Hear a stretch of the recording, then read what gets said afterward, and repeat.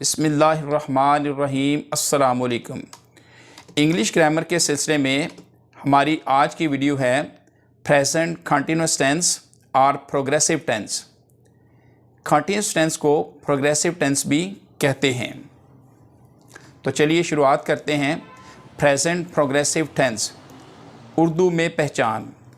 इस टेंस के उर्दू फ़िक्रात के आखिर में रहा है, रही है, रहे हैं, रही हूँ, रहा हूँ, रही हो, रहे हों वगैरह आता है।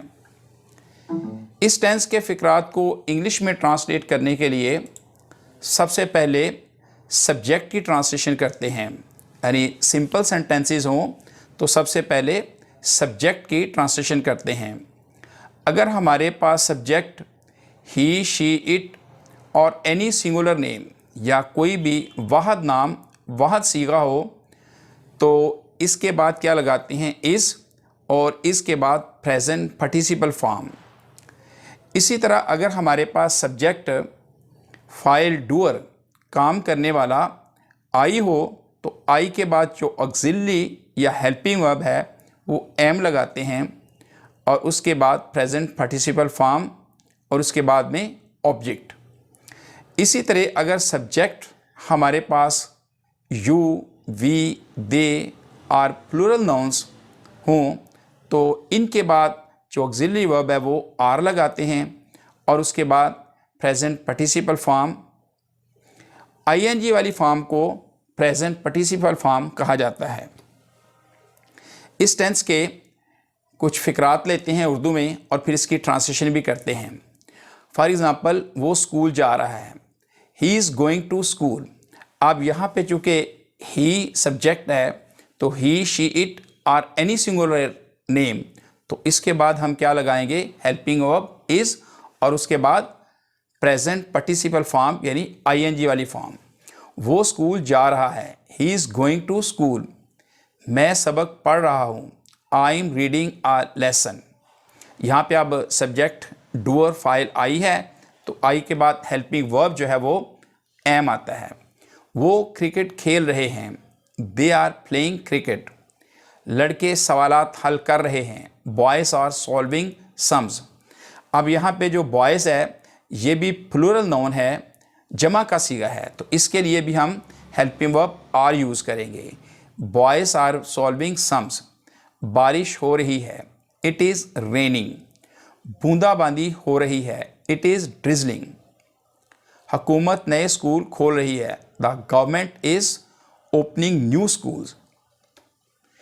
इस टेंस के इंट्रोगेटिव सेंटेंसेस बनाने के लिए यानी सवालिया फ़िक्रात बनाने के लिए ये जो ऑक्सिलरी वर्ब हैं इज़, आर, एम, इनको हम शुरू में लिखते हैं और उसके बाद सब्जेक्ट डूअर यानी फाइल और उसके बाद प्रेजेंट पार्टिसिपल फॉर्म का इस्तेमाल करते हैं और उसके बाद अगर सेंटेंस में ऑब्जेक्ट है तो फिर उसकी ट्रांसलेशन करते हैं।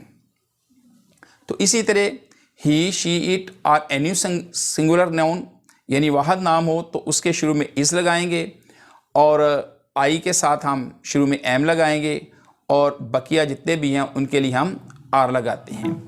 क्या वो स्कूल जा रहा है, अब यहाँ पे चूँकि नाउन जो है वो ही है इसलिए इसके साथ शुरू में इज़ आएगा। Is he going to school. और ये बात भी अच्छी तरह ज़हन नशीं रखें कि जो इंट्रोगेटिव सेंटेंसेस हैं उनके एंड पर जो है वो क्वेश्चन मार्क, सवालिया निशान ज़रूर लगाएंगे। क्या वो स्कूल जा रहा है, is he going to school. क्या मैं सबक पढ़ रहा हूँ, am I reading a lesson. क्या वो क्रिकेट खेल रहे हैं, आर दे प्लेइंग क्रिकेट। अब यहाँ पे जो दे है इसके लिए हम आर लगाएंगे। क्या लड़के सवालात हल कर रहे हैं, आर बॉयज़ सॉल्विंग सम्स। क्या बारिश हो रही है, इज़ इट रेनिंग। क्या बूंदाबांदी हो रही है, इज़ इट ड्रिजलिंग।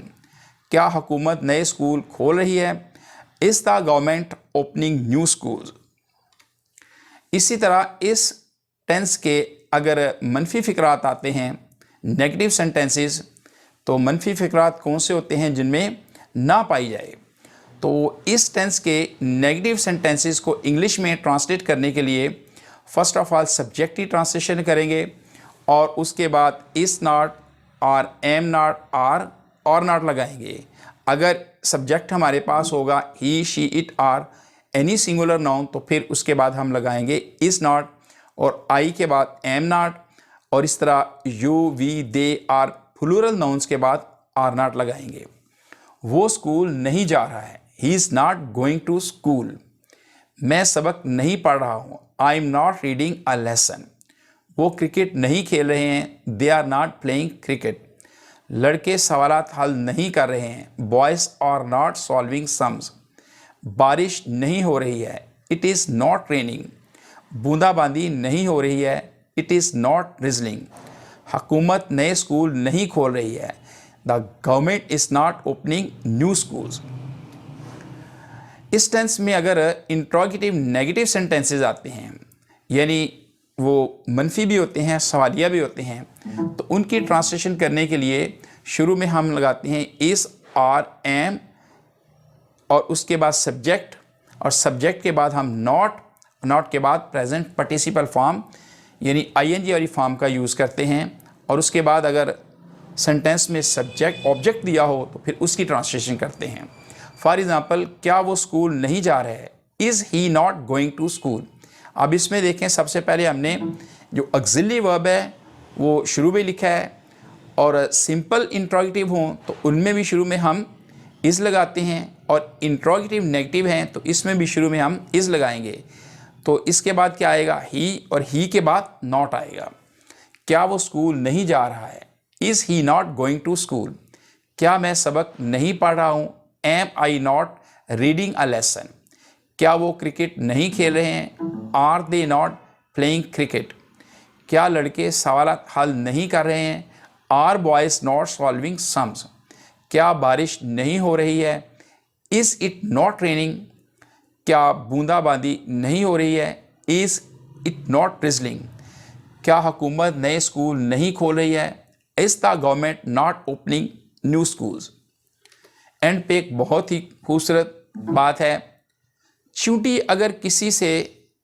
अगर किसी रास्ते से गुजर रही हो और आप उसके सामने उंगली रख दें तो वो आपके उंगली उठाने का इंतज़ार नहीं करेगी।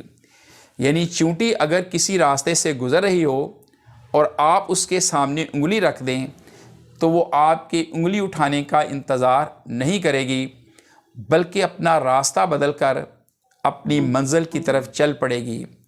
इसलिए किसी एक रास्ते को बंद पाकर थक हार कर नहीं बैठ जाना चाहिए, बल्कि रास्ते और भी हैं और रोज़ी देने वाली ज़ात अर्शे बरी पर है।